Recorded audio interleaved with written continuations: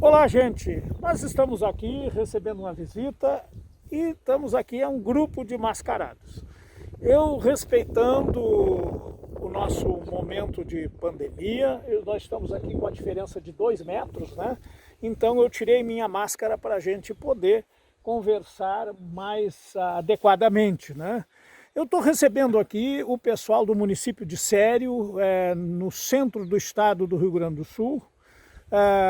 E nós hoje já conversamos bastante sobre derivados de pitaia, onde esse pessoal estão com um projeto de vinho de pitaia, então a gente conduz, auxilia eles no vinho de pitaia, o refrigerante, um fermentado probiótico de pitaia e também geleias de pitaia que eles estão fazendo, né?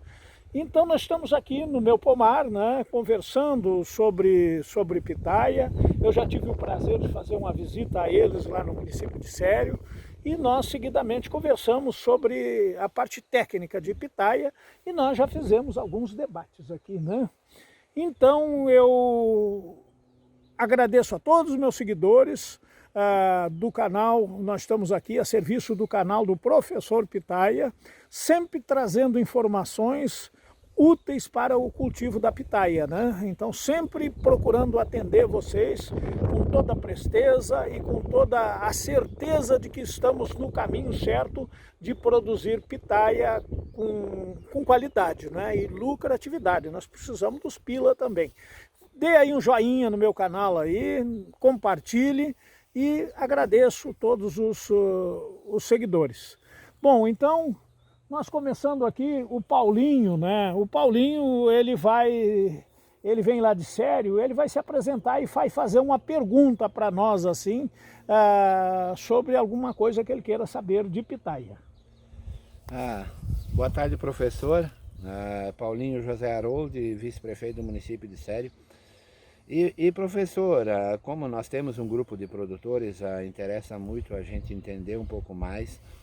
Assim como nós, seres humanos, precisamos de nutrientes à planta para termos uma planta saudável, para termos frutos saudáveis e também saborosos, depende de uma boa nutrição. Então, a gente gostaria que o senhor nos falasse um pouquinho mais sobre a questão da adubação, a nutrição da plantação de pitaia.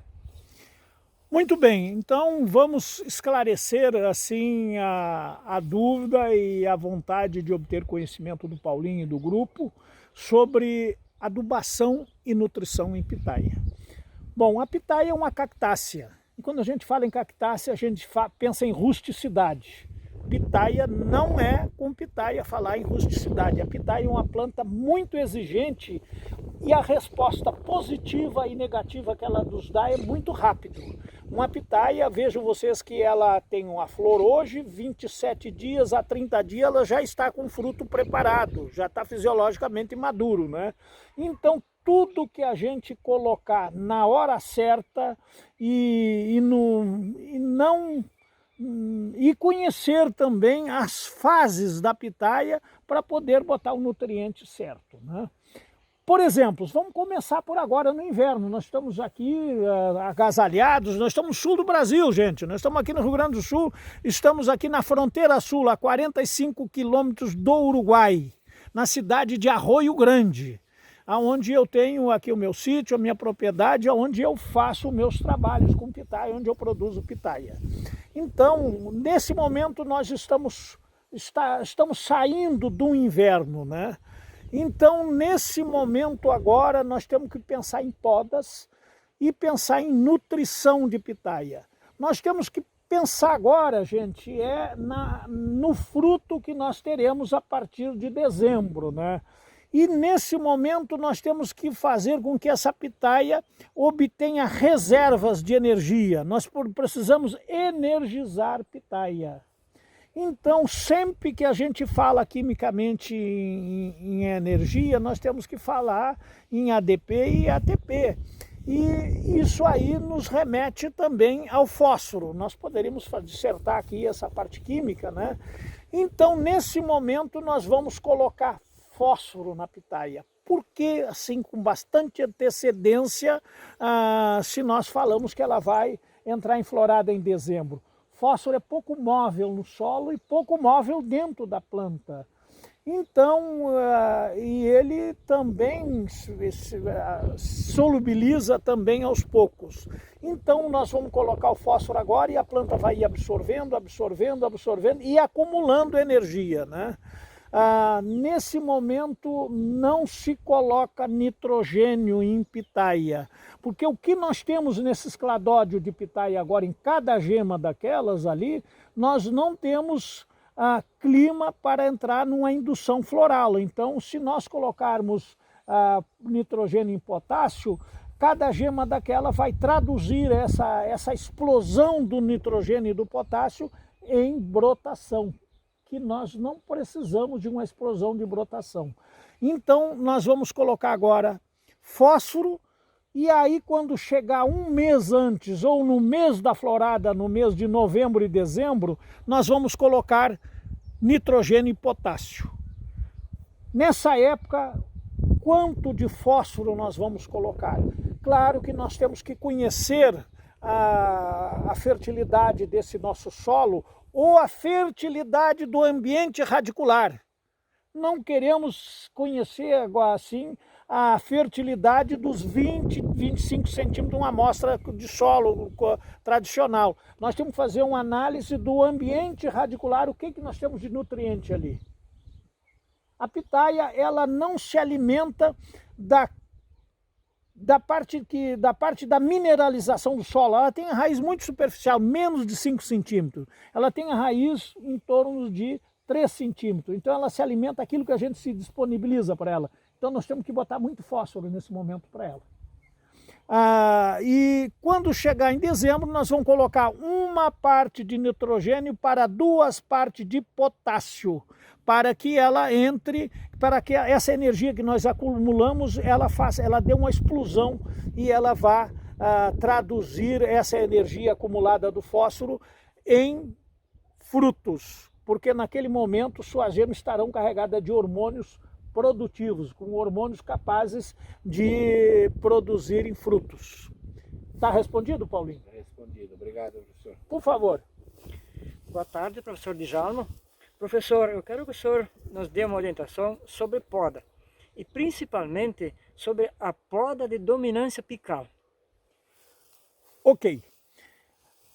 Essa poda, eu identifico em poda na pitaia 5, 6 tipos de poda da pitaia. A primeira poda que a gente faz da pitaia, depois de colocar ela no campo, é a desbrota. Toda aquela desbrota, a primeira poda, a gente elege uma brotação para ser a nova planta e vai fazendo a primeira poda, que é a poda de desbrota. A segunda poda é a desponta dessa brotação eleita, a gente vai cortar.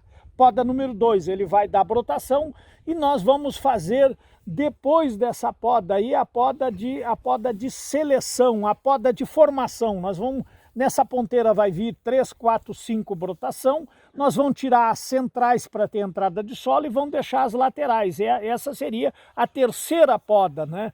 Aí depois nós teremos poda de limpeza, a poda de propagação, quando a gente for coletar cladódios para fazer muda. Nós vamos ter as podas de limpeza. Então, vamos falar nessa poda da dominância apical. A planta, ela tem os seus hormônios, a auxina, ela está totalmente sendo elaborada na dominância, na ponteira, na dominância apical. Então ali é o momento de crescimento dela. A planta precisa dessa auxina para traduzir as suas energias em produção, né? Quando a gente tira meio centímetro, 1 centímetro da ponta, então o que acontece? Essa auxina, ela se dirige para as gemas laterais. Se essa poda for feita no momento certo, lá em novembro, dezembro, e que nós tivermos, mas nós precisamos ter a luminosidade para fazer a indução daquela auxina que se dirigiu para as gemas laterais.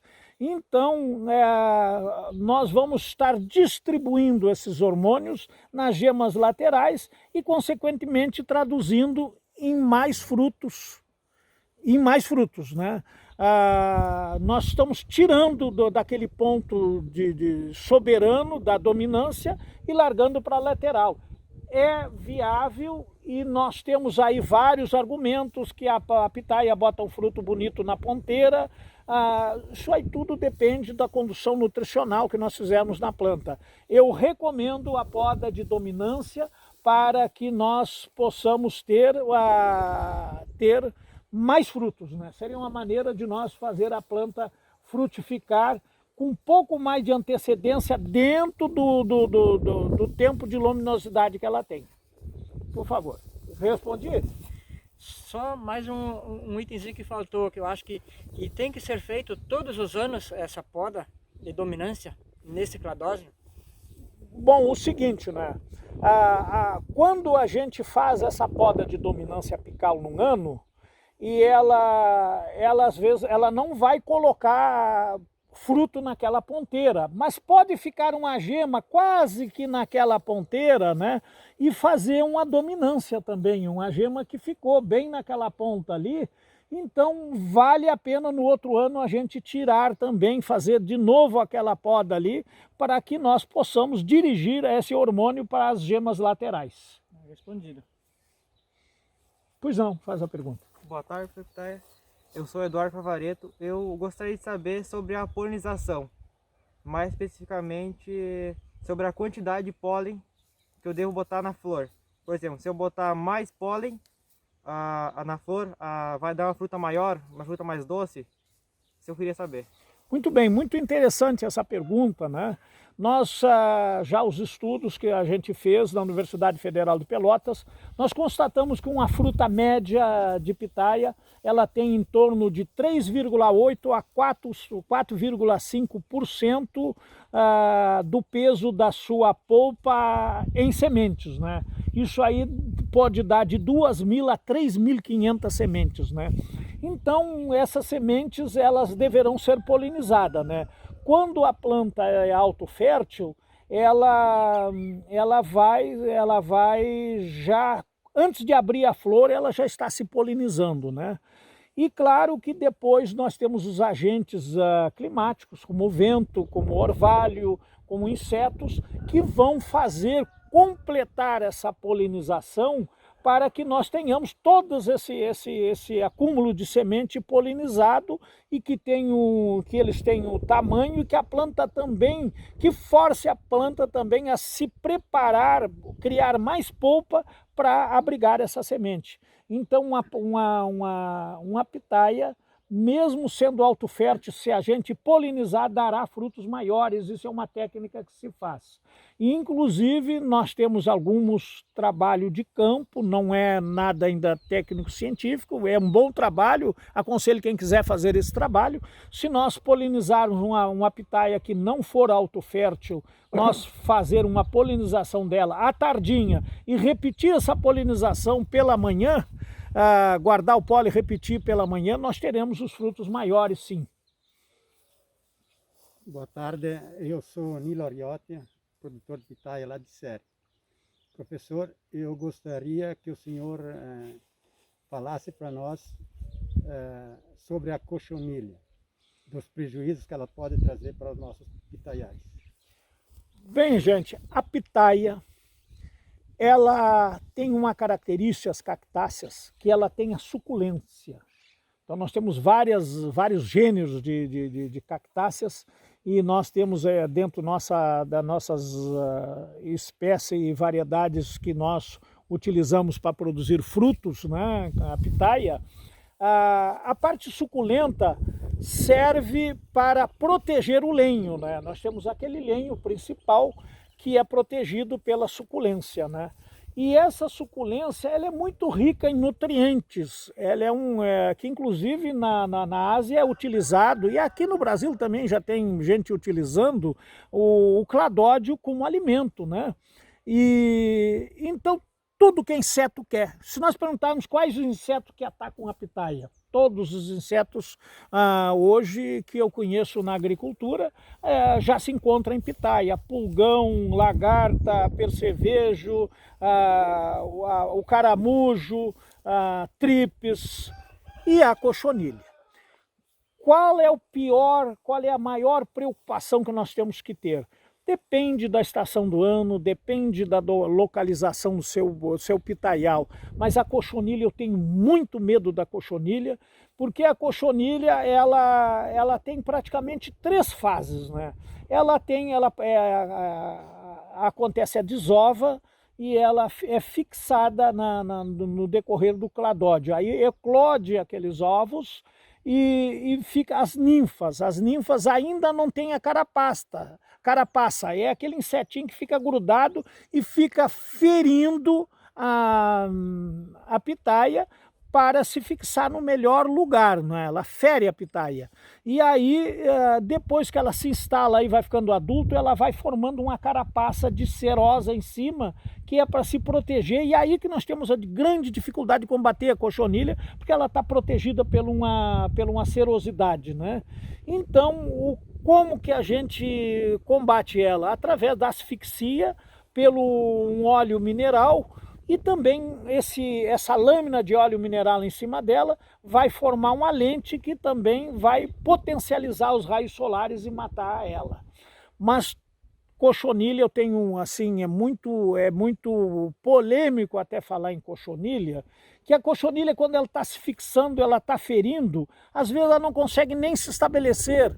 Os fungos oportunistas entram naquilo ali, formam uma colônia, se forma às vezes um mix de cochonilha de fungo, e às vezes o fungo supera a cochonilha, se instala, e no lugar onde está ferido pela cochonilha, como acontece com qualquer outro inseto, os fungos e bactérias se instalam.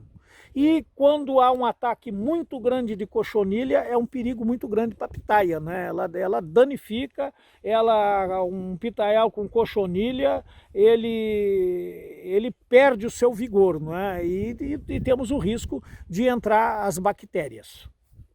Eu respondi? Qual seria a melhor época de passar o produto para combater ela? Ok, bom. Falando, isso é um assunto muito longo, a pitaia ela tem fases distintas, e a pitaia ela passa por vários estresses. A pitaia, quando é aqui no sul, a pitaia, assim, quando ela entra numa temperatura baixa, ela resiste a essa temperatura baixa, mas ela perde sua imunidade, ela perde o seu vigor e ela entra em estresse. É um momento que a cochonilha ataca. No inverno, sim, a cochonilha ataca porque ela está com imunidade baixa.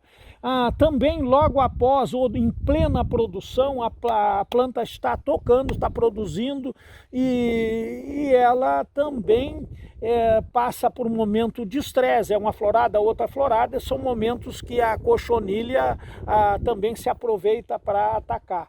Então, na pitaia, eu aconselho um tratamento sistemático,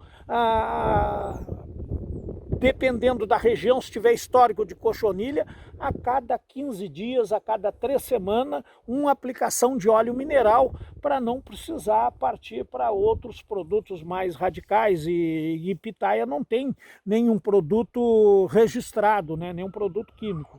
Então eu aconselho óleo mineral, a observar bem a sua região a cada 15 dias, a cada 30 dias. Ok, obrigado. Bem, gente, estamos aí mais uma vez, então nós conversamos com vocês, aqui recebendo, todos nós aqui agradecemos essa visita desse pessoal lá do município de Sério, sempre em busca de melhorar seus pitaiais. Para mim é um grande prazer tê-los aqui, e também receber qualquer um de vocês que queiram dar uma chegada aqui no Rio Grande do Sul, aqui na fronteira com o Uruguai aqui. Nós temos muita gente aí que já me prometeu alguma visita aqui e não veio ainda, né? Nesse momento de pandemia a gente tem que ter cautela, eu entendo eles. Agradeço a todos, meus seguidores, né? E logo nós teremos outros assuntos aqui no canal do Professor Pitaia. Dê um joinha e muito obrigado.